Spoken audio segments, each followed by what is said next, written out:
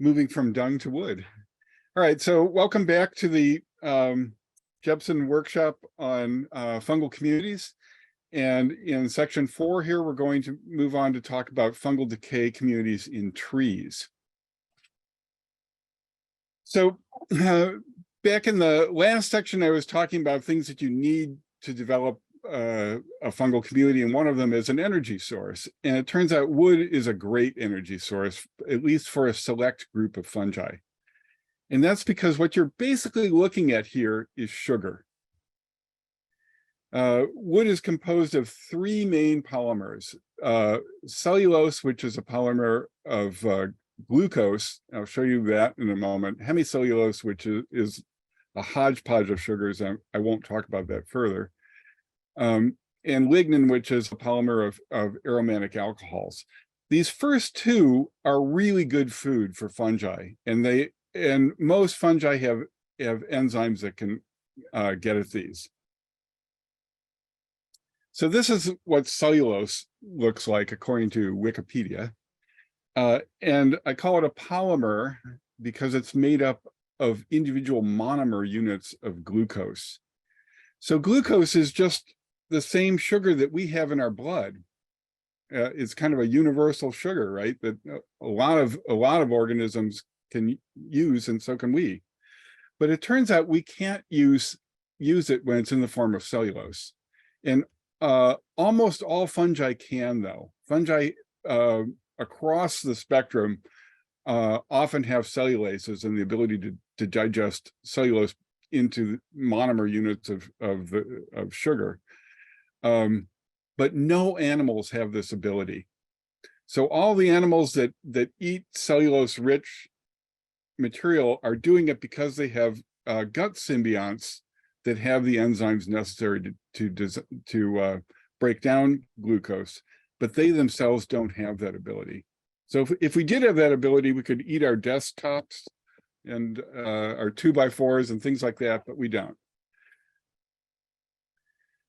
Lignin is a much more complicated polymer. You're looking at, I boxed off the monomer here, which is an aromatic alcohol. And these are kind of tinker-toyed together in a very unpredictable way. And because of the unpredictability of this, it's very difficult to digest. There are very few organisms on the planet that can do this.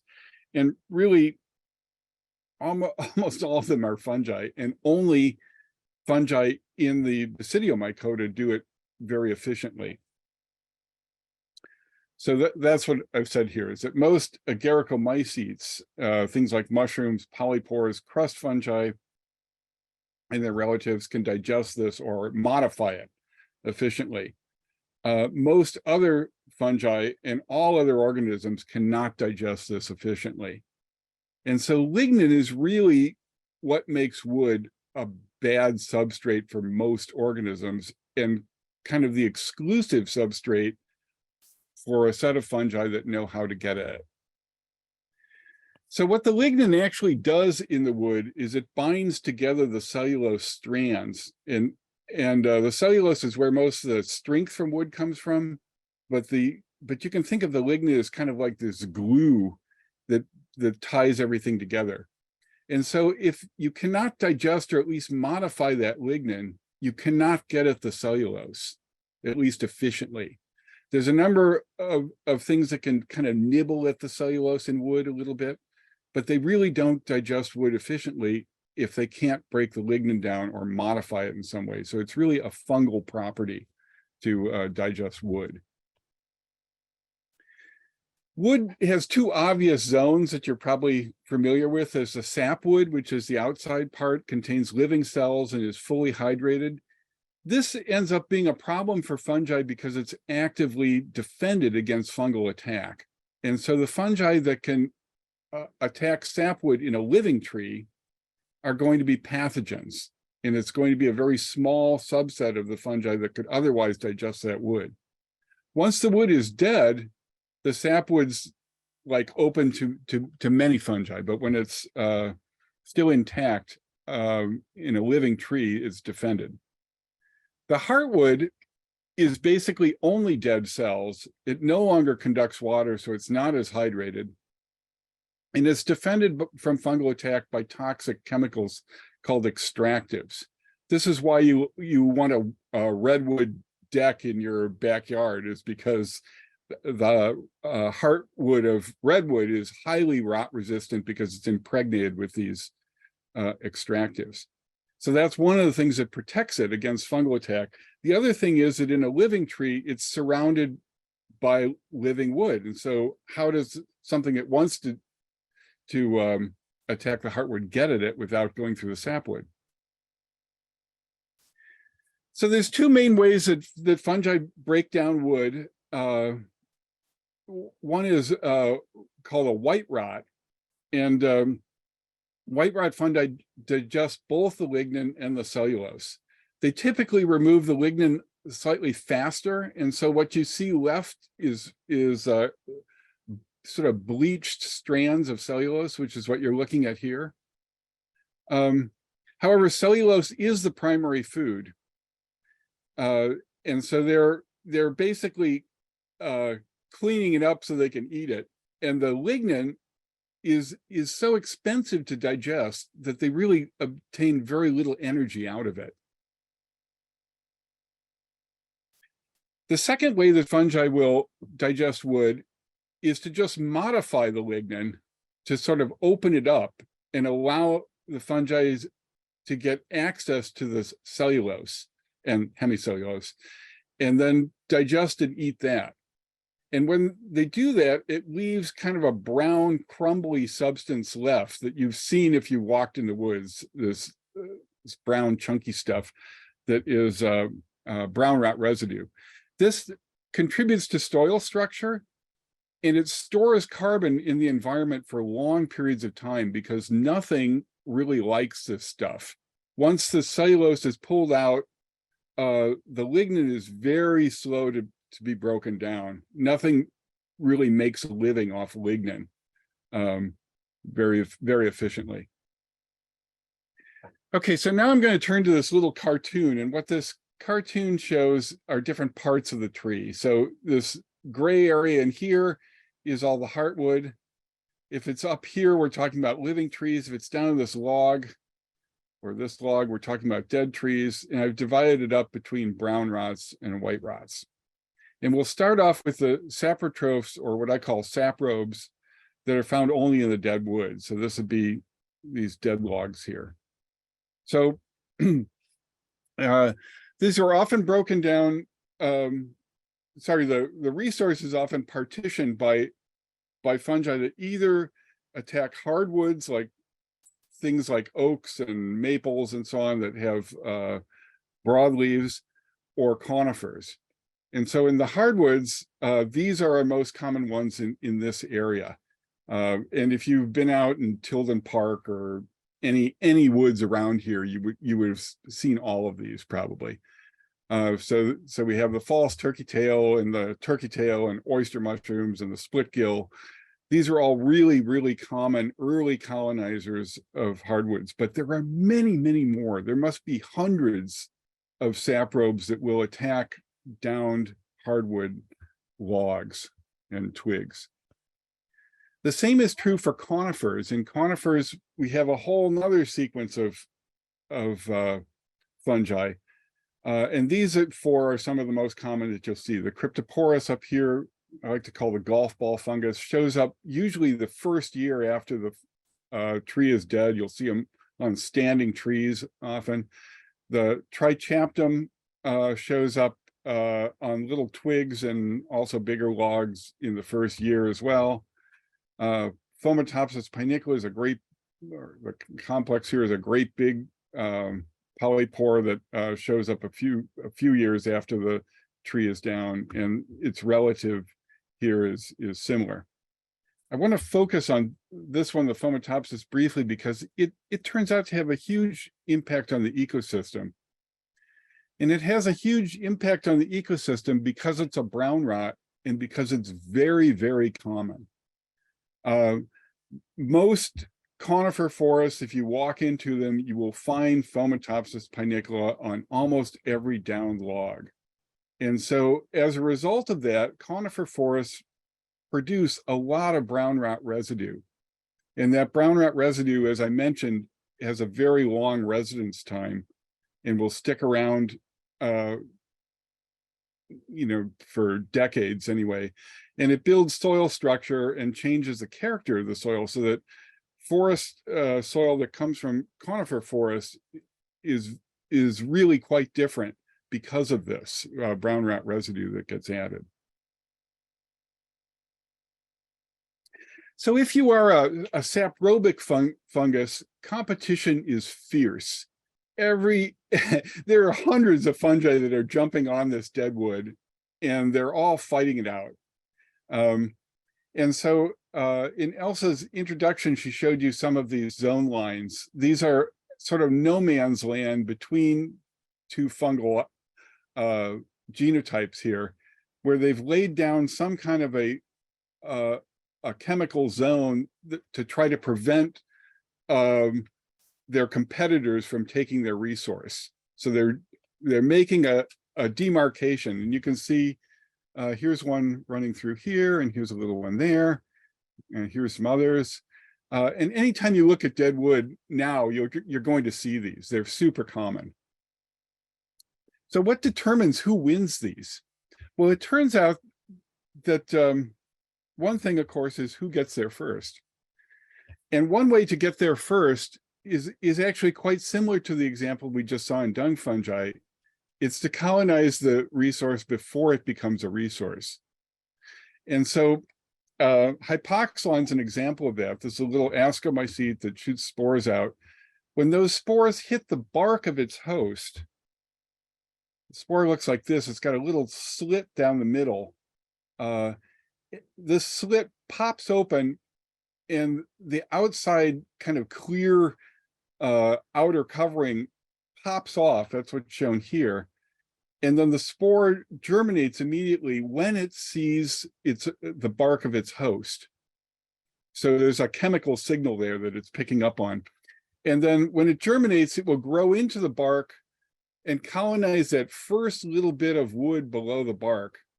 And after that, it does absolutely nothing. It sits there in the wood for years or decades until the wood grows out around it, and it's found deep in the wood. And what it's waiting for is that wood to become dysfunctional. When the wood starts to get aerated and drying out a little bit, then it becomes active and starts to decay, and it will be the very first saprobe in these trees. An example of a relative that does this in our area is the amylohypoxylon thursianum, which anyone who's been walking around the forest here would have seen. It's very common on oak, especially after sudden oak death. It's the first thing out. You'll see it up on standing wood, and it got there again because it first colonized when the tree was very young, and then just waited patiently for decades until the tree started to die, and then it had its claim, and it took off and started to decay it.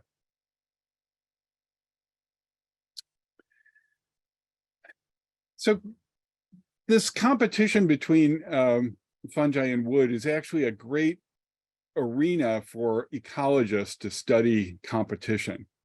And it's actually a very different competitive arena than many other communities like vertebrates or plant communities or so on, because fungi have a lot of chemical interactions with each other. And also you can replicate this in the lab. So you can set up your own competitions and see how it works. So I'm going to walk you through 3 papers where they've done that and show you some interesting things they found. So the first of these papers, what they did was they took 23 different fungi and competed them in pairwise combinations in petri dishes, and then looked at those interactions. And this little hairball here is how they summarize this, and I'll walk you through this. So each of these little circles summarizes the interactions of a single fungus against all its possible competitors. And the blue in here shows competitive wins. So you can see we're up in the winner's circle here on the hairball, where a bunch of these fungi often win against other competitors. If you switch to, whoops, what did I do here? Okay, if you switch to this side, you see that these guys are kind of the losers, that these species, the red shows the number of losses, and these lose fairly frequently. But you'll notice that the biggest part of this pie is yellow. What is yellow? Yellow is competitive deadlock, where what happens is that they've claimed a part of this resource and they've just fought the other ones to a standstill. So those zone, if you think back to those zone lines, what's going on is that they are holding a little territory from other competitors by fighting them off. And a similar set of experiments involved not petri dishes but wood blocks. And so what these people did was colonize wood blocks with various fungal competitors, and then assembled these wood blocks in different patterns to see how space affected this competition. And what they found was that the weakest competitors could actually hold a territory as long as you gave them enough territory initially. So if you stack these so that, for example, the reds were all together, then their chance of holding that territory was greater than if they were spread out all over the place. So in other words, giving them more resource allowed them the ability to defend themselves against their competitors better. And then the last paper I want to show you on this line is one by Fukami et al., where they inoculated wood with different amounts or different numbers of species of fungi, and then didn't look at the competition so much as they looked at the outcome on wood breakdown, what that did to the rate of wood breakdown. And it's counterintuitive. What happens is that as you add fungal species to the wood, the rate of wood loss drops. Why is that? Well, what's going on here is they basically fought each other to a standstill, and nobody gets any of the resource then. And I thought this actually was a surprising outcome that is almost unique to fungi. But I did find that you can also find it on The Simpsons, that if everyone's trying to do the same thing at once, then nobody gets to do it, right? And that's basically what's going on here. As more fungi get onto this resource, it slows the whole process down. Okay, so so what we looked at here were the saprobes, right? But now let's look at the ones that are in the tree and are active pathogens. They're going to attack that. And when they do, they have to deal with the host defenses. So this is really the big filter in this case, is that most fungi can't deal with the host reaction to them, and they won't grow in living wood as a result of that. But a few fungi have learned to be great pathogens, and some of those have huge impacts. So what we're looking at here is a disease center where you can see there aren't many trees here, and then there's dead trees around, and then you see living trees to the edge. If we looked at the edge of the center, you'd see that the growth has slowed down and the trees start to look crappy, and then they finally start to die after that. So there's toward the edge, there's differential mortality. And what we're looking at here is a Heterobasidion root decay center, where what has gone on is that because we cut trees in this case and made it a highly wounded host, spores landed on that, colonized the stump, and then grew down the root to the next living tree over and then grew up that tree. And it could continue that, going down that tree to the next tree and down that tree to the next tree. So they could expand out and make this decay center. This is the way Heterobasidion looks. Very easy to miss. Little kind of popcorny fruit bodies under the bark. This is the pine associated one, and a stringy white rot on the roots. It had a big impact in Yosemite Valley. This is Yosemite Village, and back in the 70s, they were having big troubles with pine trees falling over because of Heterobasidion root decay. And here's what happens over time. So this is some work from Dave Rizzo at Davis, and he's got pictures here from the 70s, and what he's outlined are the root decay centers that were known for Heterobasidion at that time. And then about 20 years later, it's turned into one big root decay center, and you can see how much thinner the forest looks in this area. So it's, again, just going root to root and thinning it out. Here it is at the Yosemite Lodge. These were all root decay centers. Here it is 20 years later. It's all the pine is basically gone now. And what's come back in are hosts that are not susceptible to this root decay. So in this case, it'd be the oaks. And here's another example of a root decay fungus. This is Armillaria, or the humongous fungus. You heard about this in Elsa's introductory talk, and you can see these root decay centers from the air. The reason they're a different color is what's happened is that all of the susceptible host species have been eliminated, and less susceptible host species are now taking over. So these root decay fungi actually have a big impact on our forests in that they change composition and stocking levels. The last ones I want to talk about are the heart rot fungi, and there are both brown and white rot heart rot fungi here. So they would be in the dead wood of living trees, and they might nibble a little bit on this inner sapwood, but mostly they're feeding on dead wood on the living tree. Here's an example that you're likely to see in our neighborhood. This is the Ganoderma brownii. Almost every single bay laurel has this. So trees can grow with this for ages. You know, when I say it's a pathogen, but it's not a very aggressive one. It basically is hollowing out the middle of the tree. So the tree will do fine until a big windstorm, for example, which you may have experienced recently. Here's another of these heart rot fungi. This is the pecky rot, which is now Postia amaris. And you can see the little brown rot columns here that it has in its host incense cedar. And normally this would fruit way up in the top of the tree, like 100 feet or more up. So you don't usually see them, but when the logs are down, it's got a very characteristic rot pattern, and you can see that. Okay, so there's a problem here.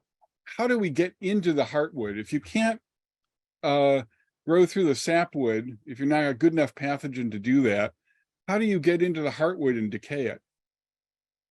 So the answer you usually get are wounds. That, okay, if you have some kind of a fire scar, or, you know, a wind branch breaks or something, then it allows access to the heartwood. And this may be true for a bunch of them, but at least some of them get in endophytically, much like the hypoxylon or that we saw earlier. So here's an example of one that's known to get in endophytically. This is the Indian paint fungus. This is Echinodontium tinctorium. It's way up in the tops of fir and hemlock trees in particular. It makes a very stringy brown looking white rot. And what's known is that it will colonize a branch stub and wait there for decades until the branch stub becomes incorporated into the heartwood. So here's a trace of a branch stub, right? So if it colonized this at this point, then eventually as the tree grows over it, it ends up in the heartwood. So it's just a very patient fungus, but that's how it manages to get there. Okay, so the quick take-home messages for fungal decay communities in trees are that fungi are involved are primarily the agaricomycetes. These are the mushrooms, polypores, and crust fungi. As a resource, fungi is rich in sugars, but these are unavailable to most organisms, the agaricomycetes being the exception. Fungi break down wood one of two main ways, white or brown rot. Brown rot results in this carbon storage in the ecosystem because it's leaving this lignin residue. Tree defenses restrict decay and select for a small subset of fungi capable of overcoming these defenses. And of these active pathogens, these root decay fungi have a huge effect on composition and density of our forests. So that's the conclusion of the wood decay community section of this workshop, and I'm very happy to answer any questions.